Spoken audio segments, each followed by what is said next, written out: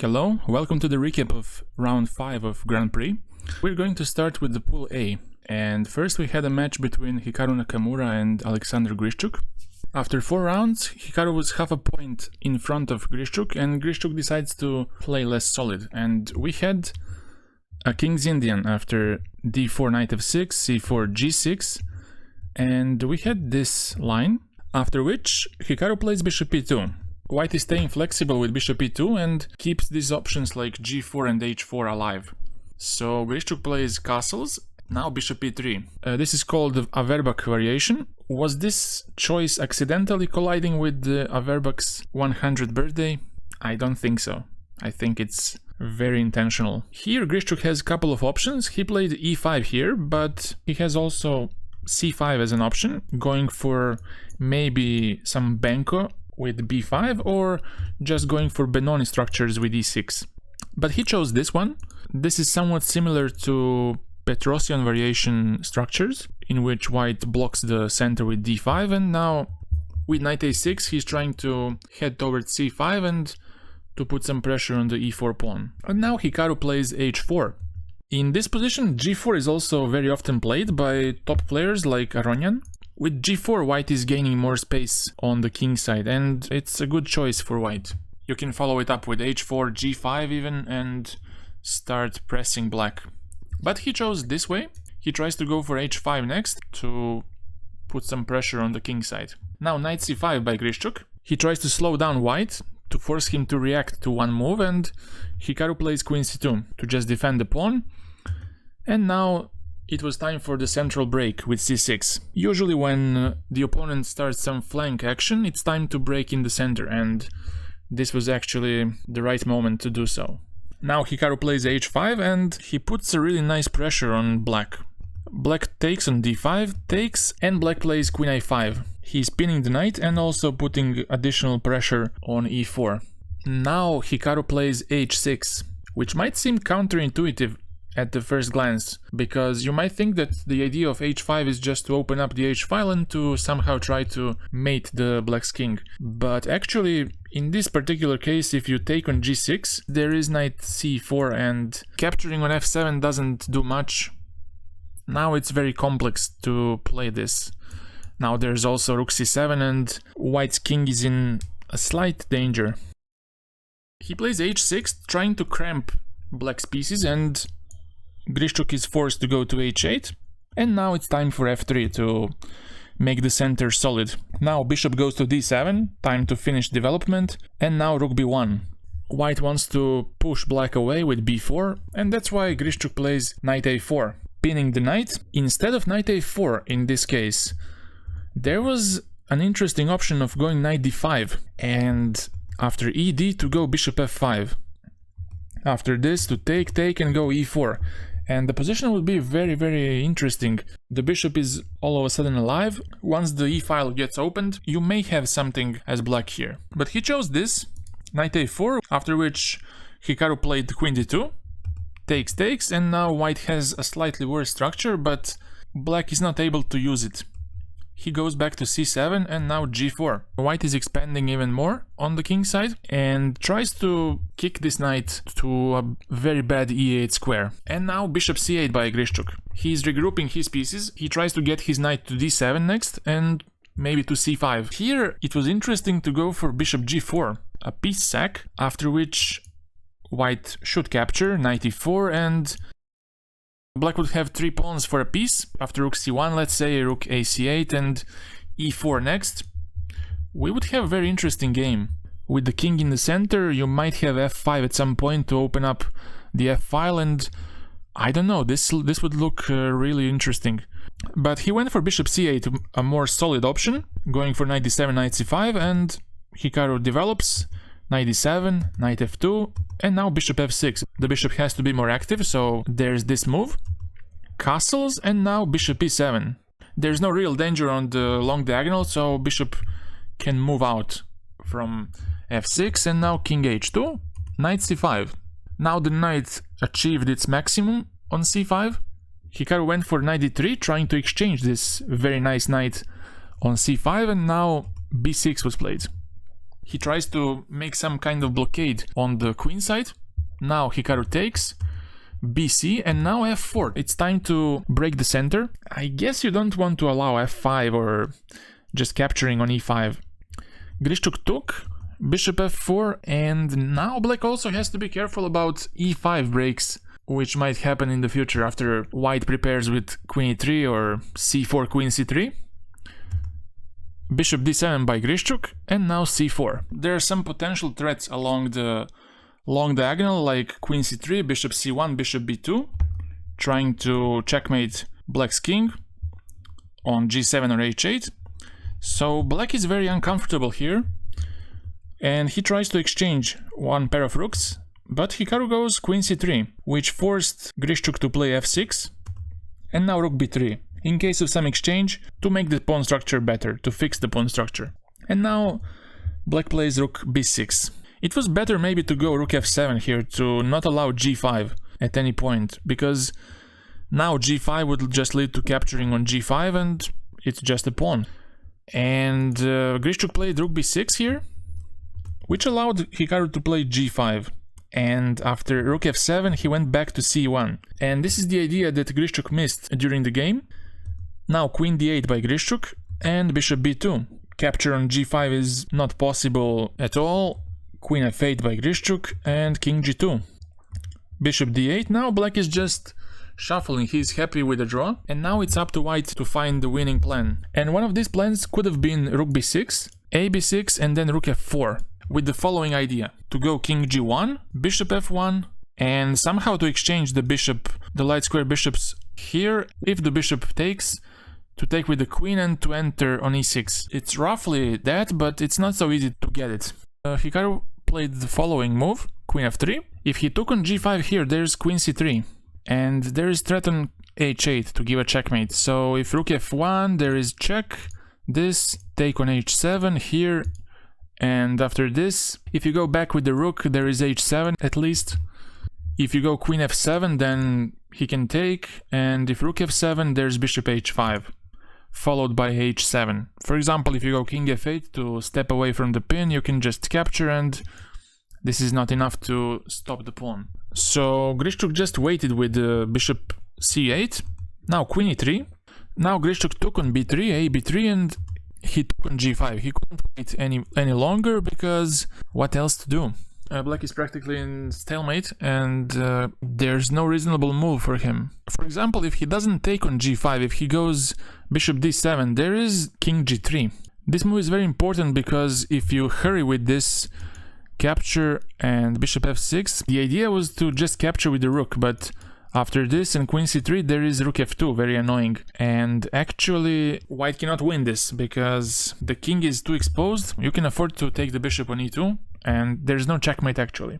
First king g3 has to be played. If you keep shuffling by bishop c8, now there's gf6, and after bishop f6, rook f6, queen c3. Now rook f2 is not with tempo, that's a big difference now. Because now after this, king f7, you can take and take the rook. So that's the difference between the two lines, with the king on g3 and king on g2. And Grischuk here took on g5, queen c3, he took on f1, and now first gave a check, king f7, queen h7, king e8, all forced moves. He took on g6, and now it's not possible to go back with the rook because of h7 and promoting on the next move. If queen f7, I guess you can do as in the previous line you saw. Take rook f7 and bishop h5, and after king f8 to just capture and play h7, which is winning for white. So Grischuk tried with king e7, but there is this check. He collects all the pawns. Now Grischuk plays rook f6, which makes the losing process much faster. Instead, maybe he should have played king d7, it was more resilient, but even that was actually lost because of bishop g4, and after king c7, queen g7. And now you cannot really exchange queens because of hg, and the g pawn is going to promote. After this, king b8 is the best, but still, you can take, and after exchanging bishops to push h7, and in the following endgame, white is a pawn up, which should be winning for him. And in the game, what happened was, at the move 40, he played rook f6, with couple of seconds on the clock, which allowed Hikaru to play h7, which is devastating. Now a big threat is exchanging queens and queening on the next move. So that's why Grischuk played this, but after queen g8 there was no way to avoid losing, because on the next move he's going to queen, and this is only one check, nothing special. And even this threat of queen h2 doesn't do much, because you can queen, and actually black doesn't have any checks. So that's it. With this win, Hikaru stayed at the first place, no matter what happened in the Bacrot Esipenko game. Now he is 3.5 out of 5, and has really good chances to get the first place in the Pool A. The second game in the Pool A was between Etienne Bacrot and Andrei Esipenko. Bacrot was at the bottom of the Pool A with 1.5 points, and Esipenko had 2 points. So this was the last chance for both of them to make something out of this tournament, to reach the first place.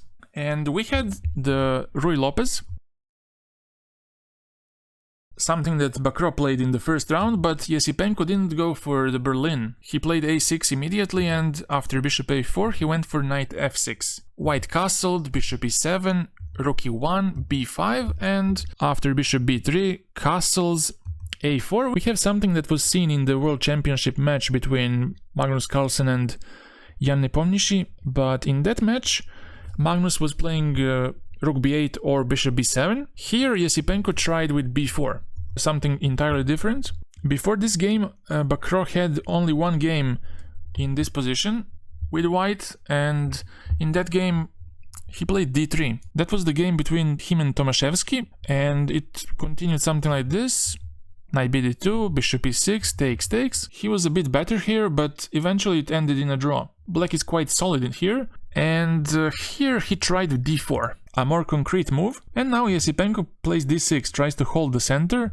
Now Bacrot takes on e5, and hopes that this endgame, which will occur, is favorable to him, and it is. It's really nice for him, really pleasant to play. Even though the structure is symmetrical, this black's overextended pawn on b4 is giving white a slight edge. It allows white to get the c4 outpost at some point in the game, or just to get at some point knight d2, knight b3 to get to c5. Now he goes knight d2, bishop c5, and knight f3 now. It's premature to go knight c4 because of back rank issues, and knight e4 now. This is not possible because of oopsie, rook d1. First he went for knight f3, and now Esipenko goes back to e8 to defend the pawn, and now bishop e3. This bishop is kind of annoying, and also this move is useful because you want to weaken the c5 square. Black takes because he cannot capture on e4 since there's bishop d5. He took on e3, rook e3, and now bishop b7. Now Bacrot doesn't care about e4 pawn, because if knight captures on e4 there's rook d7, which is crushing, targeting both c7 and f7 pawns. But what was actually possible here was bishop e4. And this small tactic of bishop f7, king f7, knight g5, king g6 would just lead to an equal position, which I don't think was something that Esipenko was looking for. And he went for king f8 here. White has to defend the pawn, but this is a bit awkward for him because now he gets pinned on the d-file. And now white has to defend by f3, and now a5. I want to mention here that doubling on the d-file like rook d6 looks natural, but actually it's not that good, because after rook d3 black would get into some trouble because knight c4 comes next. Actually the weakening of d3 pawn doesn't affect white too much, because he's getting knight c4 next, and he might even get knight a5 at some point. And let's say if rook d8 there's knight c4, knight d7, you can go here and even push d4, and after this rook d4 the b4 pawn is quite weak, because if you go c5 there's rook d6 and the a6 pawn is very weak. So first Esipenko went for a5 and now bishop c4, and here rook d3 was the move to play. It was a much better choice, and if bishop a6 then to just play bishop c4, if takes on d3, takes, and after cd3 he would get to b3 next, followed by rook c1 and getting the king closer. Also he can shift his knight from b3 to d2 and c4, shuffling this knight left and right. Black is going to be suffering in this case. But he plays bishop c4 and bishop c6 by Esipenko, b3, knight d7, he tries to make his knight more active on c5, and now bishop e2 by Bacrot. Here bishop d5 looked really nice, and the idea behind this is that after capturing takes and knight b6, it seems like this pawn is very loose, but you can take the e5 pawn, and after f6 to go just rook f5, and after exchanging rooks to go knight c4, and again the a5 pawn is very exposed, which makes black's position a bit uncomfortable. White has a very comfy endgame, and so he went for bishop e2, which makes black's life much easier. Now knight goes to c5, king f2 and f6. Now white wants to somehow untangle, but now he makes a huge mistake. He plays c3, which weakens the b3 pawn really badly. And here actually black had a very tough move to make. He played bishop e8, which was not actually the best move. The best move in this position was knight takes a4, which is really tough to decide to play. Because after capturing bishop a4, you need to know what happens after rook a1. And after that, rook takes d2 is going to happen. And these black pawns on the queen side look very dangerous for white. If rook takes a4, there's b3. And all of a sudden this b pawn is going to decide the game. If the rook moves to a1, the a pawn can start marching, and it's really unpleasant for white. Also, if you try here c4, then black can calmly play rook b8 and start pushing the b pawn. If rook a1, again, a4 works out. So there are lots of other lines, but I don't want to bother you with this. If I show them all, this recap will last forever. Knight a4 was the really tough move to make. He went for bishop e8, non-forcing choice. Now king e1, and now bishop f7. Now he puts some pressure on the b3 pawn. Bacrot has to choose. Does he want to go c4, which would allow knight e6, knight d4 at some point? Very painful endgame. He doesn't want to do that, so he took on b4. ab, and now bishop c4. Rook d4, he's just doubling on the d file. Rook c1, bishop c4, rook c4, they exchange rooks, and now rook d8. Now black is better, but is it actually enough to win? We'll see. Now Bacrot plays g3, but I think the good way to make some counterplay was to go knight a5 here, to head to c6 and to try somehow to upset this b4 pawn. But okay, g3 was played by white, and king e7, and now king e2, trying to control all these squares on the d file, trying to control these entry points. But maybe this time it was better to just play h4, or again to play knight a5 to threaten knight c6. But h4 seems like a good move to just try to stop the expansion on the king side. King e2 was played, and now rook d4 by Esipenko. Knight d2, g5, and now Bacrot plays king d1. Here I would consider moves like g4 to just make things symmetrical without any possibility for pawn break, but maybe black will have at some point h5 once he goes back to d8. So I'm not sure about g4, but the move he had maybe to save his game is f4. Giving up the pawn, but activating his rook. After, let's say, capturing twice on f4, there is rook f3, and in case of this, to just take on f4, pinning the rook on d4, after this to have king e3, and even though after this king e4 white is a pawn down, his rook will be very active, and connecting this with the a passed pawn, it's likely that white can survive this. But he went for king d1, after which it becomes really tough, because now after h5 there is this g4, which undermines the pawn chain in the center, and now it becomes really tough. White has a tough choice to make. If he takes on g4, then the e4 pawn becomes terminally weak. It's not easy for white to play this. He chose not to take on g4 to weaken the pawn like this. He chose to play f4 to force black to take on f4 and to maybe create some passed pawn. And now Esipenko played this, but the problem is that now he has h4. And after a5, he played king d7. Although it's better just to go rook d8. To just go rook g8 next, and to start pushing the g-pawn. But he went for king d7, after which Bacrot makes a final mistake. He goes back to d1, trying to somehow to stop this g-pawn.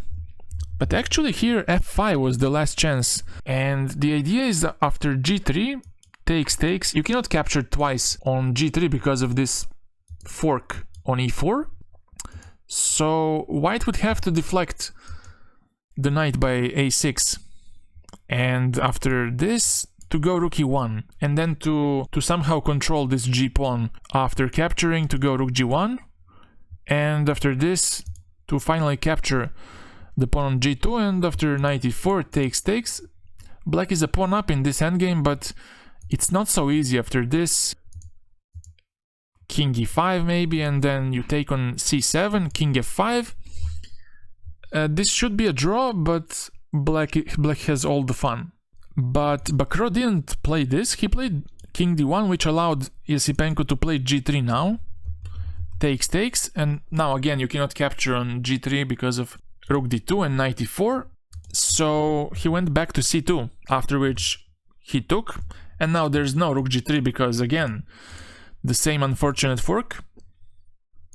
He has to go to e1, and now knight d3. Now he'll capture on f4. After this, knight f4, and the last try was a6 to somehow promote his pawn, but after king c6, a very nice move, Esipenko just stopped the a pawn. After king c6, Bacrot resigned, because if he tries a7, there's rook d8, and he's going to just play rook g8 or knight e2 and support his g-pawn into promotion. And after Hikaru's win, Esipenko won. In the last round we'll have a clash between Esipenko and Nakamura. Esipenko has 3 points, half a point less than Hikaru, and he needs a win in the last round to get to the first place. And it's going to be a really interesting game. I guess it's going to be some Italian, which Esipenko plays a lot, and yeah, that was the pool A.